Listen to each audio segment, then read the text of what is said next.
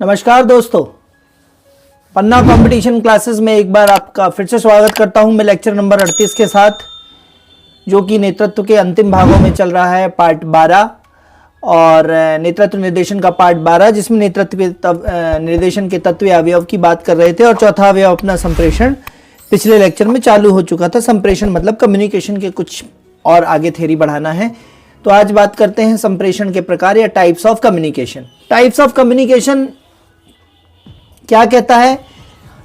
3 प्रकार के हैं कम्युनिकेशन के टाइप्स। माध्यम के आधार पर, संचार की दिशा के आधार पर और आधिकारिक आधार पर। ये सब आपको रटना नहीं है, सिर्फ समझने वाली बातें हैं, क्योंकि आपका जो एग्जाम का पैटर्न है वो तो ऑब्जेक्टिव टाइप है, तो थ्योरी रटना नहीं है, थ्योरी को समझना है आपको।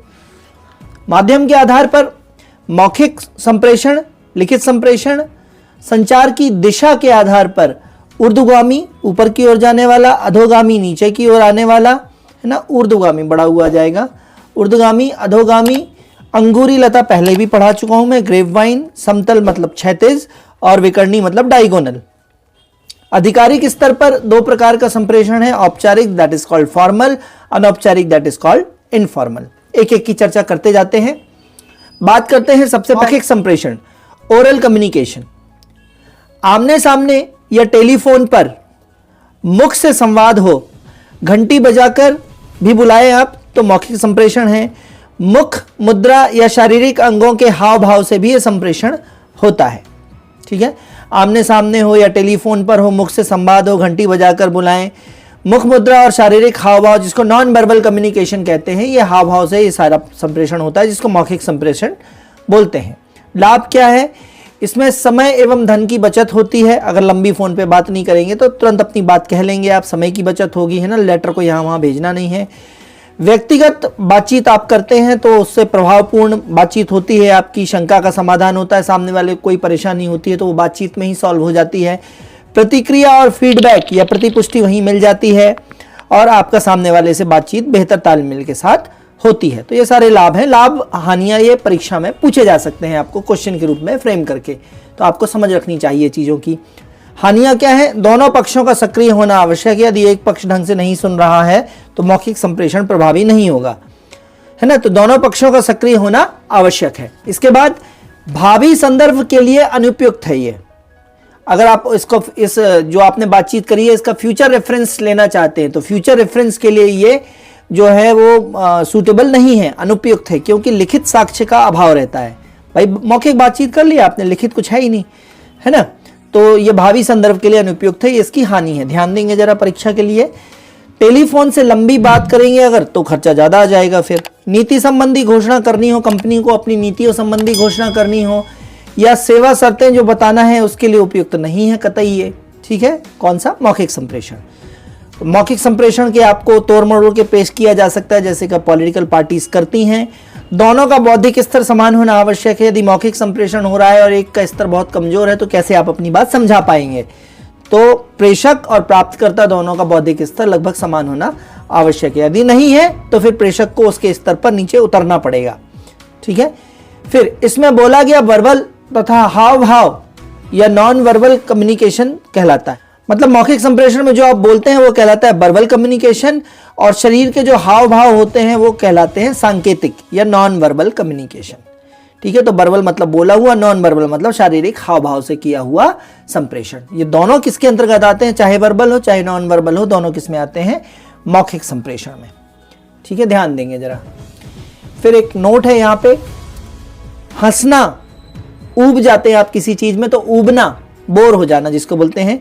देरी या जल्दी से किसी सभा में पहुंचना, बोलने का उतार चढ़ाव जैसा कि मैं रखता हूं, वॉइस मॉड्यूलेशन कहलाता है। बोलने का उतार चढ़ाव क्या कहलाता है? Voice modulation.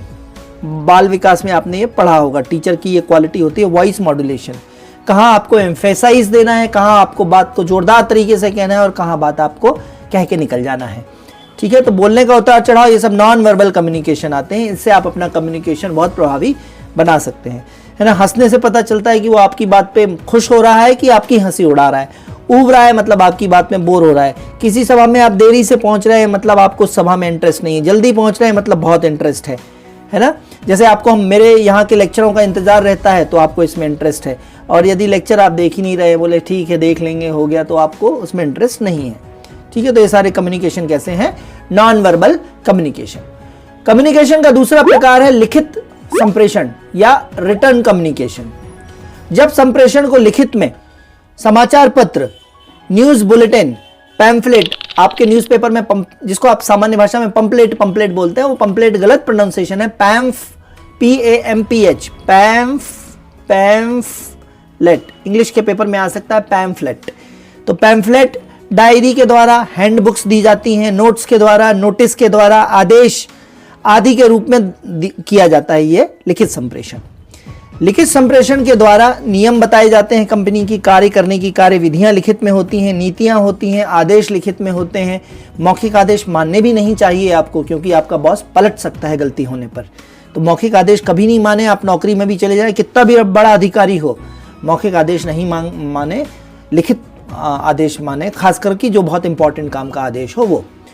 वैधानिक दावे, समझौता कागज आदि, ये सब कौन से संप्रेषण है? लिखित संप्रेषण है ना। कॉन्ट्रैक्चुअल जो पेज होते हैं वो है ना, लीगल के कागज जो होते हैं, लीगल डॉक्यूमेंट्स होते हैं, वो सारी चीज़ें कैसी होती हैं? लिखित संप्रेषण में ही होनी चाहिए। इसमें आपका भी बचाव रहता है। इसकी एक फोटोकॉपी भी रखिए आप, उसमें पावती लीजिए फोटोकॉपी में। लाभ, लिखित संप्रेषण का लाभ है अधिक शुद्ध होता है, ये स्पष्ट होता है और विश्वसनीय होता है, क्योंकि आदमी वही चीज़ लिखेगा जिसमें वो सही होगा, अदरवाइज आपको लिख के नहीं देगा। ठीक है, आप बैंक जाते हैं, बैंक वाले से बोलते हैं ये काम कर दीजिए, तो वो बोलता है ये काम अपने यहाँ होता नहीं है, मैं नहीं कर सकता। तो आप उससे लड़िए मत, उसको सिर्फ ये बोल दीजिए कि ठीक है ये काम आपके यहाँ नहीं होता, ऐसा मुझको लिख के दे दीजिए। वो कभी नहीं देगा आपको लिख के, क्योंकि अगर वो लिख के दे देगा तो वो फंस जाएगा। तो विश्वसनीयता होती है लिखने में। प्रत्यक्ष संपर्क जरूरी नहीं होता है ना, लिख के कहीं भी भेजिए। लिखित प्रमाण होता है उसका, भावी संदर्भों हेतु उपयोगी होता है, भविष्य में भी उस लिखित को देख सकते हैं आप, प्रभावी होता है। हानियां क्या होती हैं इसकी? हानियां देखेंगे, समय तथा खर्च ज़्यादा होता है, लिखित में पेज निकालेंगे, प्रिंट निकालेंगे, लिखने में बहुत समय लग जाएगा, तो इन सब का अपव्यय होता है। इसे अद्यतन बनाए रखना कठिन है। ठीक है, जैसे मैंने ये नोट्स बना लिए हैं आपके, अब इसमें कुछ मुझे बड़ी चीज़ बीच में ऐड ऑन करनी है, तो मैं इसमें कैसे करूँगा? और यही चीज़ यदि कंप्यूटर के नोट्स में होती तो मैं वहाँ पे पेज ब्रेक करके एक पेज इंसर्ट कर देता और वहाँ पे अपडेट कर लेता, है ना। तो अद्यतन करने में कठिन है। तत्काल हालांकि कंप्यूटर भी लिखित संप्रेषण है, लेकिन मैं हाथ से लिखने की बात कर गया आपसे अभी। ये तत्काल प्रत्युत्तर या फीडबैक मिलना कठिन है लिखित में, क्योंकि आप लिख के भेजेंगे, सामने वाले समझेगा, फिर वो अपनी परेशानियां आपको लिखेगा, तो तत्काल फीडबैक नहीं मिलेगा, तत्काल शंका का समाधान नहीं होगा। भावनाएं पूर्णतः व्यक्त करने में क्या होता है? ये अक्षम होता है लिखित में। जैसे कि मैं आपसे अभी बात कर रहा हूं ना, जिस तरीके से मैं पढ़ा रहा हूं, यहाँ मैं आपके सामने नहीं आ रहा हूं, तो हमारी आपकी भावनाएं जो हैं वो समान भावनाएं मिल नहीं पा रही हैं, है ना। तो भावनाएं आपको अभी मेरी समझ में नहीं आ रही हैं। जिस दिन मैं आपके सामने बाई फेस आऊँगा, मैं खुद आऊँगा, उस दिन आपको और आनंद आने वाला है और आपका बहुत ज़्यादा स्नेह मुझे मिलने वाला है। तो भावनाएं पूर्णतः व्यक्त करने में अक्षम होता है लिखित संप्रेषण। ठीक है, संसाधनों के अभाव में हैं अपन, शुरुआती दौर है, आगे अपन और नए नए कलेवर के साथ आगे बढ़ेंगे। दोस्तों, क्या आप भी लगातार तैयारी के कारण नहीं बना पा रहे हैं अपने मैनेजमेंट सब्जेक्ट के प्रॉपर नोट्स? तो ज्वाइन कीजिए हमारे पटवारी मैनेजमेंट सब्जेक्ट के कंप्लीट कोर्स को, जिसमें आपको मिलेगा recorded classes, all lecture PDF notes, टेस्टरी। यह केवल इसकी फीस केवल 99 रुपए है। तो अभी व्हाट्सअप कीजिए इस कोर्स को ज्वाइन करने के लिए 90 39 53 44 79 पर। तो लेक्चर को सब्सक्राइब, शेयर, लाइक करते जाइए। PDF के लिए हमारे जो इसी लिंक में नीचे व्हाट्सअप नंबर दिया है, उस व्हाट्सअप में व्हाट्सअप करें, फ़ोन ना लगाएं, फ़ोन नहीं लगेगा। बहुत सारे फ़ोन आते हैं तो फ़ोन रिसीव की सुविधा नहीं है, व्हाट्सअप की सुविधा है। व्हाट्सअप करके और PDF नोट्स एक्सेस कर सकते हैं सारे के सारे सिलेबस के। तीसरे प्रकार का संप्रेषण है ऊर्ध्वगामी संप्रेषण, जैसा कि नाम से है, अपवर्ड कम्युनिकेशन। आपको मालूम होगा, मैंने पढ़ाया था MBO, management by objective, bottom to top approach भी इसे बोलते हैं, नीचे से ऊपर की तरफ संप्रेषण। जैसे कर्मचारी जो है वो अपना सुझाव पेटी में सुझाव डाल सकते हैं, व्यक्तिगत संपर्क कर सकता है कर्मचारी अपने ऊपर वाले बॉस से, गोपनीय पद्धति से नीचे वाले कर्मचारियों से फीडबैक मांगा जा सकता है, कर्मचारियों का सर्वे किया जा सकता है। ये सब प्रश्न के रूप में आ सकते हैं कि कर्मचारी सर्वे किस प्रकार का संप्रेषण है, तो ऊर्ध्वगामी। MBO किस प्रकार का संप्रेषण है, तो ऊर्ध्वगामी। सुझाव पेटी किस प्रकार का संप्रेषण है, तो ऊर्ध्वगामी। अंगूरी लता, जिसको ग्रेप वाइन बोलते हैं, ग्रेप वाइन नीचे से चलते हुए ऊपर तक पहुंचती है, ऊपर से चल के भी नीचे तक पहुंच सकती है। श्रमिक संघ जो होते हैं ये भी ऊर्ध्वगामी संप्रेषण पहुंचाते हैं। अपना दबाव समूह जो होते हैं, प्रेशर ग्रुप्स जो होते हैं, ये भी अपना संप्रेषण ऊपर तक पहुंचा देते हैं। तो ये सब अधोगामी संप्रेषण की विधियां हैं। फिर इसी में है अधोगामी संप्रेषण, जैसा कि अधो मतलब नीचे की ओर, डाउनवर्ड कम्युनिकेशन। ये कैसी अप्रोच है? टॉप टू बॉटम, ऊपर से नीचे। कर्मचारियों को कार्य के निर्देश देना, संगठन व्यवहारों की सूचना देना, संगठन में किस तरीके से आपकी आचार संहिता रहेगी, व्यापार व्यवसाय रहेगा, विचार रहेंगे, व्यवहार रहेगा, उसकी सूचना देना इसी संप्रेषण के माध्यम से होता है। सूचना पट्ट में जो सूचनाएं प्रदर्शित की जाती हैं, सुझाव पेटी में कर्मचारी अपने सुझाव डालता है, जबकि सूचना पट्ट में कर्मचारियों को सूचना देने के लिए नोटिस लगाए जाते हैं। तो ये अधोगामी है, ध्यान दीजिएगा, प्रश्न बनेगा यहाँ से।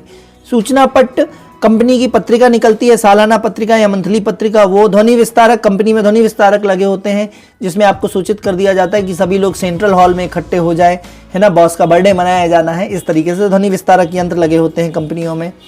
सूचना रैक बनाया होता है, जहाँ पे सूचना रखी जाती हैं, तो सूचनाओं को कर्मचारी पढ़ सकते हैं, तो सूचना के रैक बनाए जाते हैं। वार्षिक रिपोर्ट निकाली जाती है, तो वो भी कर्मचारियों को बताने के लिए। अंगूरी लता ऊपर से नीचे हो सकती है, नीचे से ऊपर भी हो सकती है, ये इसी प्रकार के संप्रेषण है अधोगामी। ठीक है, यही प्रश्न बनेंगे बस एग्जाम्पल के फॉर्म में। और आज के लिए जो लास्ट बात करना है हमको, वो बात करना है अंगूरी लता या ग्रेप वाइन संप्रेषण। खूब आया है, जैसे कि अंगूर की लता यत्र तत्र फैल जाती है, उसका कुछ पता नहीं होता वो कैसे फैलती है, किस तरफ फैलेगी, तो अब्रप्ट फैलती है, अस्त व्यस्त तरीके से फैलती है। उसी तरीके से जब संप्रेषण या बातचीत जो है अस्त व्यस्त तरीके से कहीं पहुंच जाती है, तो उसको बोलते हैं ग्रेप वाइन संप्रेषण।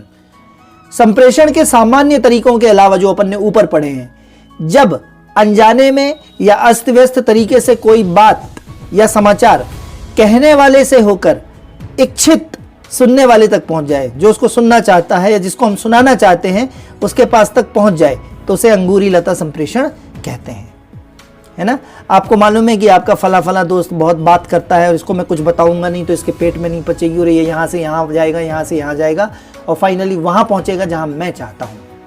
ठीक है, तो इसको बोलते हैं अंगूरी लता।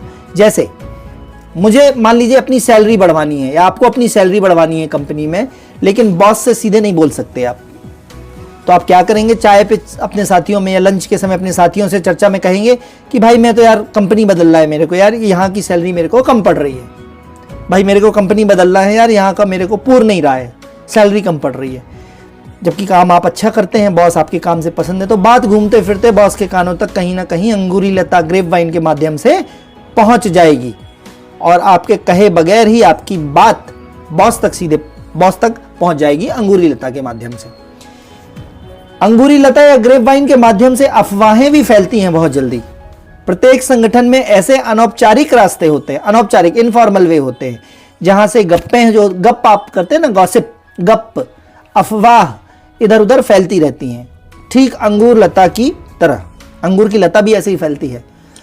प्रायः साथ में लंच करने से, चाय पीने साथ में जाते हैं, कंपनी में गेम खेलने का गेम स्पोर्ट्स रूम होता है, वहाँ पे आउटिंग पर साथ में पिकनिक विकनिक में गए, तो वहाँ पे अंगूरी लता प्रभावी होती है, क्योंकि लोग इतने अनौपचारिक, इतने दोस्ताना हो जाते हैं कि अच्छी गहरी बातें भी एक दूसरे से बता जाते हैं मजाक में, तो वहाँ पे अंगूरी लता प्रभावी होती है इनफॉर्मल माहौल में, अनौपचारिक माहौल में। ठीक है, और अंगूरी लता जो होती है वो स्वाभाविक अपने आप निकल आती है, इच्छा से भी कई लोग बताते हैं, जैसे मैंने ऊपर बॉस तक अपनी बात पहुंचाई कि यार कंपनी छोड़ूंगा, मेरी सैलरी नहीं बढ़ेगी, तो ऐच्छिक भी हो सकती है, और अपूर्व कथनीय हो सकती है, जो कि पूर्व में नहीं कही गई हो, पहले नहीं कही गई हो, अचानक निकल गई हो, तो अपूर्व कथनीय होती है। तो ये थे संप्रेषण के प्रकार, सारे आपने पढ़ लिए। इनके क्वेश्चंस की फ्रेमिंग किस तरीके होगी, क्वेश्चन लगाते जाइएगा, मैं भी क्वेश्चन के साथ आऊँगा, आप कमेंट जरूर करिए। ठीक है, और खूब अच्छे से पढ़ते रहिए, मैं बहुत मेहनत कर रहा हूँ इन नोट्स के लिए, और मैं बहुत जल्दी आपके सामने भी आऊँगा। तब तक के लिए धन्यवाद, थैंक यू।